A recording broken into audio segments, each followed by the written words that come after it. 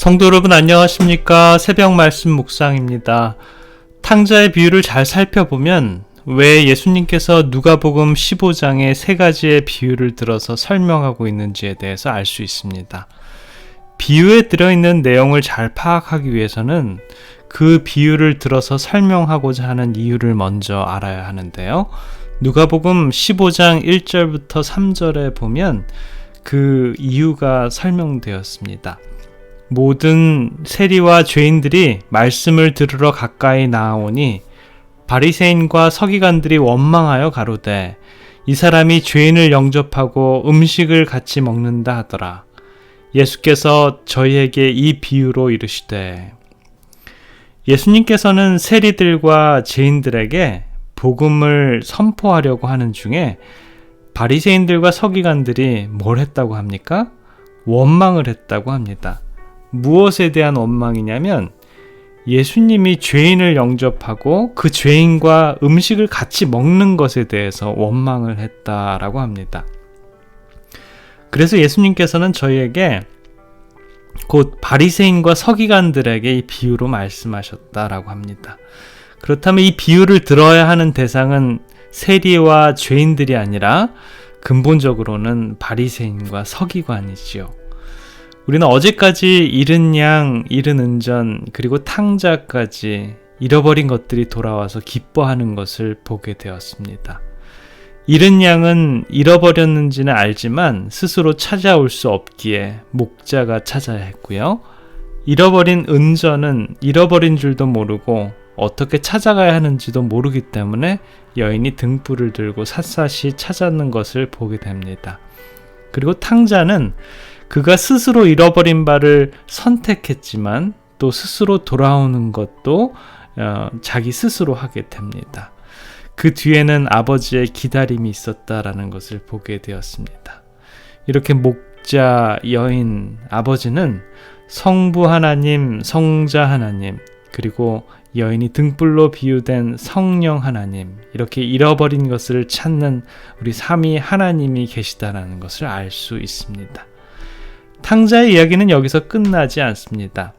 예수님께서는 극적 반전의 하나의 이야기를 덧붙여서 우리들에게 끝나지 않는 궁금증을 더해주는데요.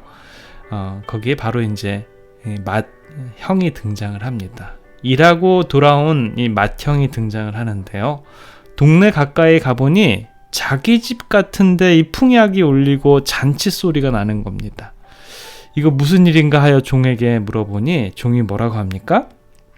죽은 줄로만 알았던 탕자 동생이 돌아왔다라는 겁니다. 그런데 아버지가 그 아들을 받아들이고 최고급 옷을 입히고 손에는 가락지를 끼우고 신을 신기고 거기다가 살찐 송아리쥐를 잡아서 동네 사람들을 다 불러서 잔치를 벌였다라는 것입니다. 만약에 여러분들이 이러한 소식을 듣게 된다면 여러분들은 어떻게 하시겠습니까? 집 나가서 창기와 함께 모든 재물을 탕진한 그 동생을 아버지처럼 받아들이시겠습니까? 아이고, 내 동생 잘 돌아왔다 하면서 같이 기뻐하시겠습니까? 사실 이 형은 잃어버린 동생에 대하여 늘 한숨만 쉬고 있던 자기 아버지의 염려와 걱정을 깊이 생각하지도 않았고요. 솔직히 그가 돌아오기를 기다리지도 않았습니다. 사실은 아버지처럼 잃었던 동생이 돌아온 것을 기뻐하기는커녕 그의 속내에서 비치는 교만과 악의가 드러납니다. 아버지가 그에게 와서 얘기할 때 그는 아버지 집에서의 자신은 보수 없이 정말 열심히 일을 했다라고 말을 합니다. 그러면서 방금 돌아온 동생에게 베풀어진 호의를 자기가 받은 것과 비교를 합니다.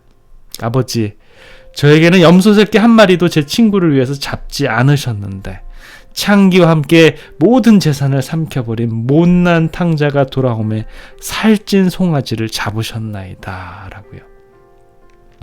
그 의미 속에는 형은 만일 자기가 아버지였다라면 그러한 아들을 절대로 맞아들이지 않았다라는 것을, 그러한 태도를 취하고 있다라는 것이죠. 여기에 나오는 마다들은 세리와 죄인으로 간주되었던 사람들을 업신여기던 예수님 당시에 회개하지 않은 유대인들과 각 시대에서 바리새인과 같은 사람들을 대표합니다. 그들은 저희 자신의 죄를 짓지 않았다라고 생각하면서 스스로 의롭다고 생각하고 살아갔고요. 예수님께서는 비유로 말씀하신 목적은 탕자가 등장하는 자비로운 아버지 앞에서 첫째 아들로 비유된 바리새인과 서기관들, 곧 이러한 비방자들을 향해서 은연중으로 논박하고 계신 것이지요.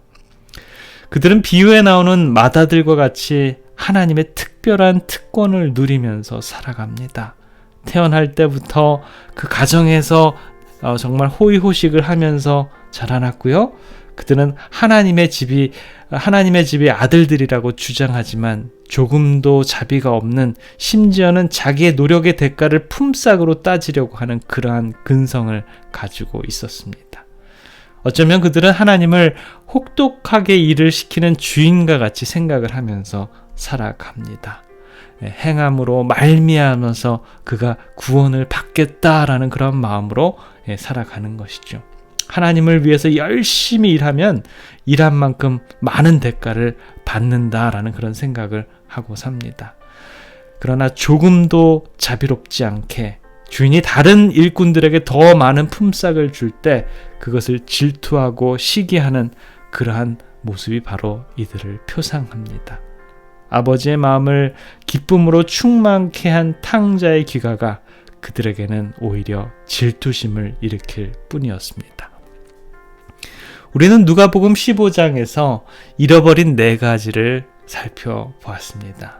잃은 양, 잃은 은전, 그리고 탕자, 그리고 첫째 아들. 이 모든 것은 다 하나님이 찾으셨습니다. 그러나 오직 첫째 아들, 맏아들만은 그는 스스로 구원받았다라고 생각하고 늘 아버지 집에 거하면서 결코 잃어버리지 않았다라고 생각하면서 남들을 비판하고 저주합니다.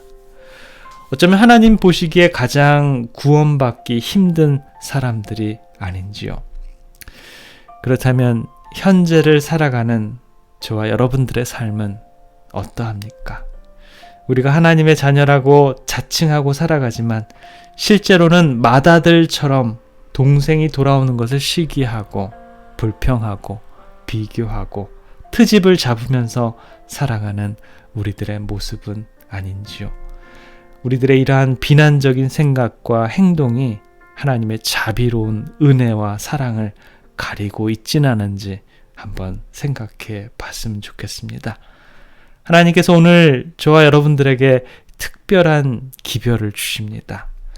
우리들은 맏아들과 같은 그러한 성향이 되지 말고 한 영혼이라도 하나님께로 돌아오는 것을 기뻐하고 감격해하는 오늘 우리들의 삶으로 꼴지어지기를 바라면서 말씀을 마치겠습니다. 기도하겠습니다. 자비로우신 우리들의 아버지 하나님, 오늘도 저희들에게 이 새벽을 허락해 주셔서 주님의 말씀으로 하루를 시작할 수 있도록 은혜 내려주셔서 참으로 감사합니다. 아버지, 저희들은 누구입니까? 아버지, 저희들은 어느 부류에 잃어버린 자들입니까? 잃은 양입니까? 잃은 은정과 같은 사람들입니까? 아니면 탕자와 같이 비록 아버지를 떠났지만 스스로 아버지 집을 향해서 가려고 마음먹은 그런 사람들입니까? 어쩌면 맏아들과 같은 그러한 비판의 정신을 가진 사람들입니까? 아버지, 저희들 잃은 바 되었으면 저희들 찾아주시길 간절히 원합니다. 주님, 우리 모든 주님의 백성들의 삶에 관여해 주시고 늘 함께 해 주셔서 저희들 주님과 함께 모두 하늘에 들어갈 수 있는 믿음과 그러한 성품을 허락해 주시옵소서.